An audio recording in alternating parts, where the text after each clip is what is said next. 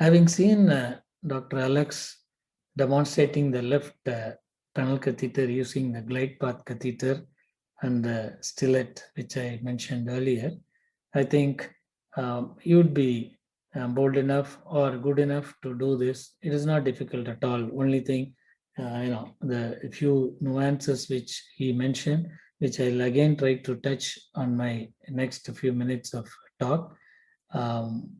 Most of you or all of you can do this in your practice. But we'll have to keep in mind certain technical issues and nuances for a safe left-sided tunnel catheter. This is the scene in my suit or the theater here actually we use. We need to have an ultrasound machine, and a C-arm, and so equip yourself well. Never take risks. Don't compromise on equipment, because we physicians, when we are trying to do interventions, safety is first, and you can err, and you can end up giving up but not harm our patients. So a lack of equipment should not be the cause of any complication. So presence of C-arm, I told you, can always give you space to put in some dye and check the venous anatomy or the position of the tip and all those stuff you'll get used to. And ultrasound guidance of IJV puncture is a must. It has become an ethical thing. It is unethical to do ultrasound. IJV puncture with that ultrasound. It is better you do it dynamically under vision. You keep seeing the needle entering the vein, and keeping the needle there. You put in the guide wire. But in trying to do ultrasound guidance for jugular puncture, I think you need to have some training and experience.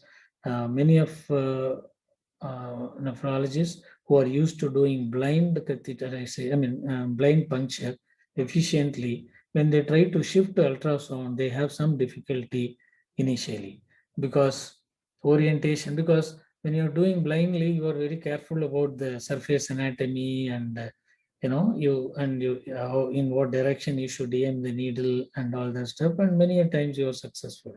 Occasionally you may puncture the artery and get into trouble. And for a regular catheter, it may not mean much, but for tunnel catheters, if there is an arterial puncture, it messes up the whole thing, and it spoils the show. So it is better you get it in one puncture. For that, ultrasound is needed.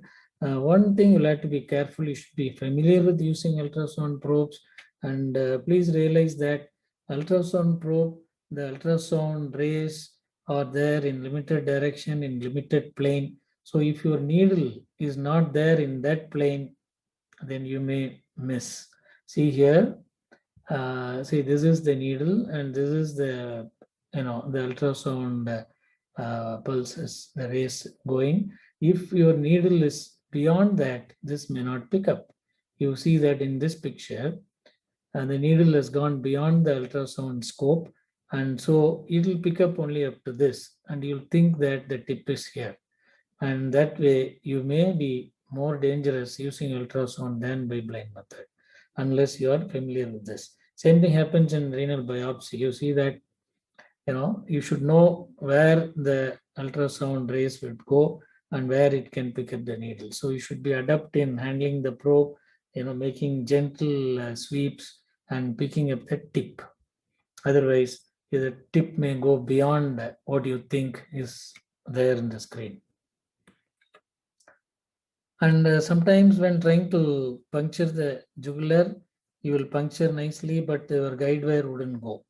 So common problem is presence of valve in the jugular vein, and the needle might be there just above the valve, and your guide wire, when it comes out of the bevel, it may get coiled in the valve. So it is always a good idea to be conscious about the bevel of the needle. You can slightly rotate it in some way, because once the guide wire comes out of the bevel, it tends to, you use a J-tip, it tends to bend on that direction. So you keeping that in mind, you can slightly change the bevel side and successfully introduce the guide wire. And so it is always never venture. If this is not going, don't think it is easier to use the other end. It is not safe at all. You might injure the vein. And another small thing you have to keep in mind, when you make a nick up in the guide wire area, you see that the guide wire is not attached eccentrically to one edge of the nick, because later when you put in the sheath, you may be finding it difficult to pass through. So you extend the incision on either side and see that the guide wire is freely moving. And it is always a good idea to place the IVC into place the guide wire into the IVC. It might take the course into the atrium and even go into the ventricle. But if you have a C-arm guidance, you can manipulate it and get it across into the IVC. Many times it will go into the IVC, but sometimes it will get coiled in the atrium and the ventricle. Then it will be, you might get troubling ectopics, or and you may not be sure where it is also. But once in the IVC, you are very sure of the location of the guide wire, so safely you can put in the dilators. And another small point is, say this is the sheath and this is the dilator, and you see that this edge or the tip of the Pilloway catheter sheath, when you are pushing it in, trying to push it into the subcutaneous tissue, if the guide wire is eccentric and if the skin is giving resistance, if you have not dissected it, if you have not made a pouch below the skin, sometimes this might get hitched in this resistance, and you can curl or sort of injure or make this disturb this nice end of the Pilloway catheter. So when you force it in, if it is ragged, it can injure the vein. The venous aperture, venous opening can be larger and lead to undue bleeding later. And also, never see the dilator, you'll have to push in and pull out and make the path spacious enough to let in the sheath. But when you put in the sheath, don't try to push in and pull out and manipulate. It is always better to go in with one push downwards and go across the tissue and the vein. When you try to pull out and push in again, as I said, you can injure this tip of the sheath, and it can curl up and get wrinkled and give you problems. So you see that your skin and the subcutaneous tissue doesn't get tethered at the tip of the sheath. Then again, tunneling, which Alex showed you nicely. When you are trying to push or bring the tunneler outside, never push the catheter from here. If you push the catheter, then the tip which is attached to the tunneler can get, the tip might get injured. And especially in this glide path catheters, the tip is very, very fine architecture is there. If it gets slightly bent, it might be bothersome for the future flow.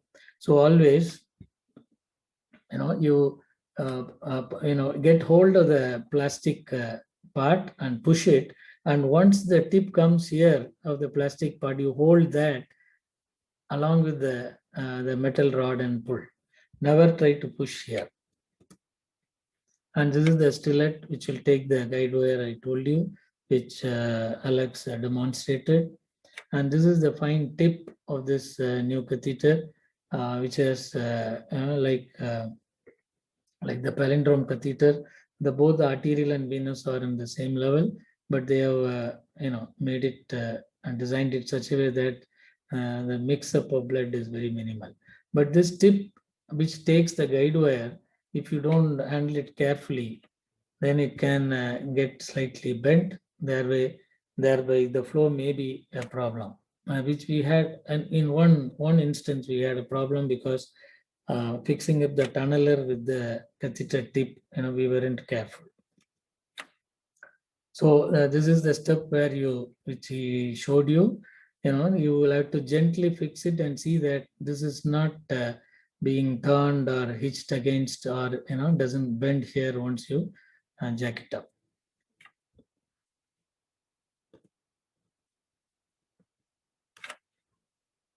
And it is always nice, mandatory to see the curve and the tip, whether they are in position by the C-arm.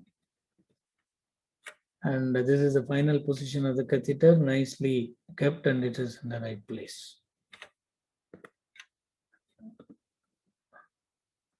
And this was the one I was mentioning, the tip here. If this is not handled properly, it can kink and spoil the flow. And so, there are many publications which tells us that the rate of cannulation success and the rate of complications are, very significantly vary if you are adequately equipped or not equipped. So ultrasound guidance, operator experience, presence of C-arm really matter.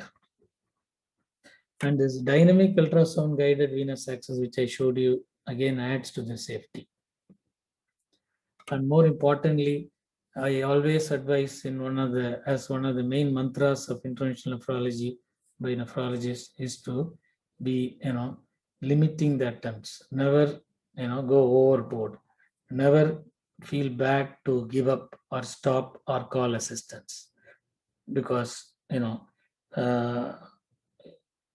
with so many people watching us around, other specialists and other people who are not very sympathetic to us, even if you fail, you should not create problems. So seek assistance if a central vein catheter cannot be successfully inserted after 3 attempts. And this is something to show you. So this is a curve which doesn't look very appropriate. There seems to be an acute kink here. This was in an X-ray taken after coming out of the interventional suite, although we thought it was in position. But this is actually not right. It is in position. So if you sort of take an oblique picture, you see that it is very nicely curving here. Only the AP view shows this. And this is the usual position, correct position of the catheter. It is in the right atrium. If it is there in one of the azygas or hemiazygas, it will turn like this and go closer to the spine. This was one of the rare pictures which not from our center, from Alex's friend. He got it, and we were very perplexed seeing the position of the catheter, left-sided tunnel catheter, which is going into the jugular and into the brain. Brain direction. So how could this happen? When and they were very sure that on the day when they had done it, it was in position like this. So how could this turn spontaneously in the wrong direction? So then we later thought about it and realized that what could have happened is, they could have inadvertently, slowly, the catheter would have been coming out, the cuff being extruded.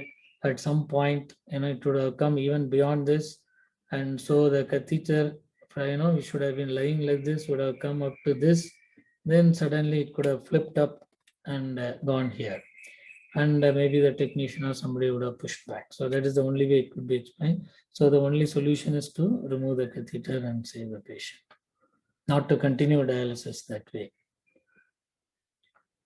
This is one of our rare complications, and this is not to scare you when you are trying to encourage you to do left jugular tunnel catheter.